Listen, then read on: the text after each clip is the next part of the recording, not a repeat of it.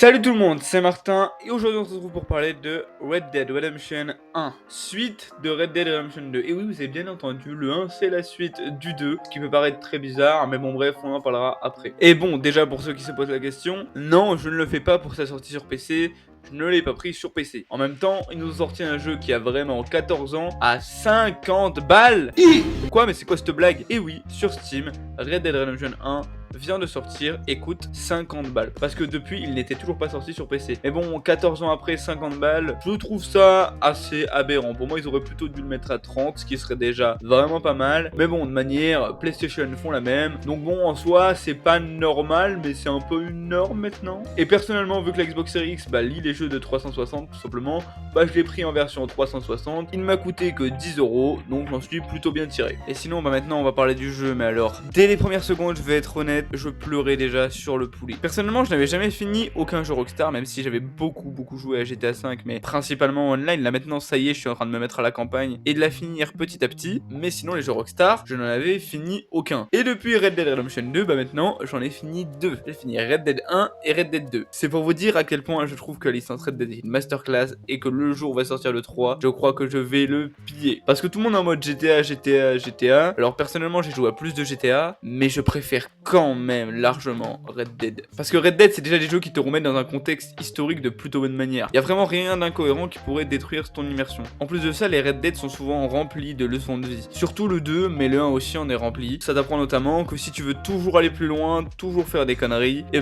ça te retombera toujours dessus au final. Bon, sinon, j'ai vraiment trouvé que Red Dead Redemption 1 avait de plutôt beaux graphismes pour l'époque qui n'ont pas trop mal vieilli. Maintenant, ça me choquait pas du tout en les voyant, t'avais même des choses qui étaient plutôt bien foutues pour l'époque, par exemple l'eau. Donc dans ce jeu-là, vous allez incarner John Marston au service du gouvernement, donc vous allez faire des missions pour le gouvernement pendant la plupart du jeu, qui est donc un personnage super intéressant, je dois l'admettre, mais je trouve quand même beaucoup moins intéressant que Arthur Morgan, le personnage principal de Red Dead 2. Mais bon, en soi, c'est compliqué de faire mieux. Et sinon, pour les missions, bon alors, elles sont moins bien que celles de Red Dead 2, mais elles sont quand même toutes incroyables, et comme dans Red Dead 2, les dernières sont moins bien, c'est à peu près les mêmes qu'à la fin du 2, des missions pas trop intéressantes où vous faites des choses un peu random. Ensuite, l'histoire, mais waouh, les deux Red Dead ont une qualité de narration vraiment incroyable, l'histoire est beaucoup trop bien, même si je trouve un truc, l'histoire a beaucoup moins de sens si vous faites le 1 avant le 2. Il y a quand même plein de petits événements qui sont beaucoup plus impactants si vous avez fait le 2 d'abord, plein de petites choses, etc.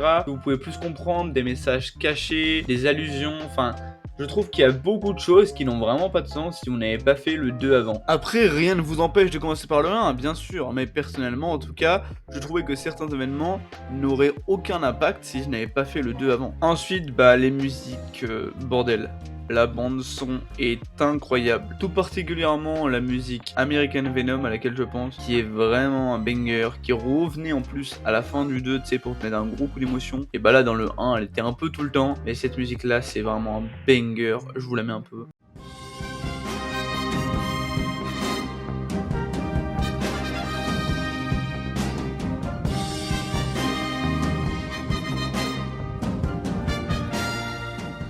Ah non, mais cette OST là, c'est trop, je vous jure. Tellement d'émotions qui me viennent dans cette OST, je le surkiffe. C'est une musique parfaite qui sort tout droit du paradis, vraiment. Ensuite, l'interface est très épurée. Vraiment, il n'y a pas trop d'interface et tout qui cache le paysage. On a vraiment juste une mini-map en bas avec quelques informations. Et sinon, aucune interface quand vous vous baladez. Ce qui rend le jeu super parce que vous avez une mini-map pour vous diriger. Et à la fois, il n'y a pas trop d'interface. Du coup, ça vous laisse pleinement kiffer tous les paysages du jeu qui sont d'ailleurs magnifiques, surtout pour l'époque. Genre vraiment, quand vous vous baladez, vous avez tout le temps de très beaux paysages. Alors, c'est pas du même niveau que Red Dead 2, bien évidemment. Mais c'était déjà très bien. Bon, ensuite, est-ce qu'on peut parler d'un putain de truc dans ce jeu? Le cheval. C'est pas un cheval, d'accord? C'est un putain de 4x4. Le truc qui monte sur les rochers, sur les montagnes et tout, c'est une singerie.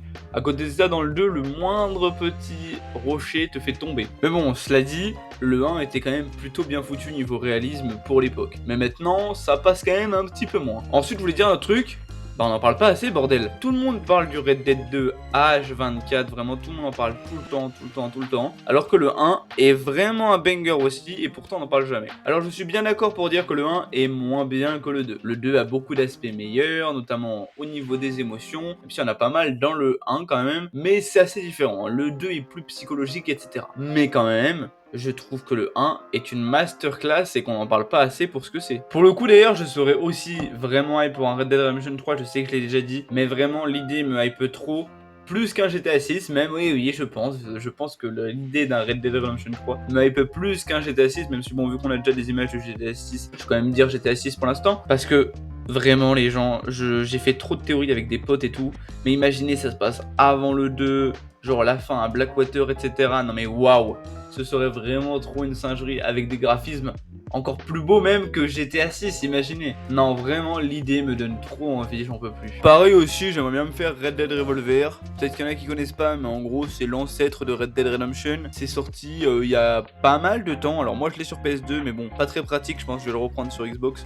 Comme ça, vu que la X est rétro-compatible, je pourrais avoir le truc en HD, etc. Mais bon, je vais sûrement le faire et vous faire une petite vidéo dessus. Mais j'avoue que je suis quand même beaucoup moins hype que par exemple ce Red Dead Redemption 1, qui était vraiment une singerie jusqu'à la fin. Alors je vais pas vous spoil, mais le plot twist qui est à la fin, waouh! Si vous êtes pas fait spoil, vous y attendrez pas. Bon, moi malheureusement je m'étais fait spoil, mais en vrai ça va parce que je m'étais fait spoil le 1, mais pas le 2. Et je pense que c'est mieux de se faire spoil le 1, mais pas le 2, parce que le 2, la fin est tellement grotesque.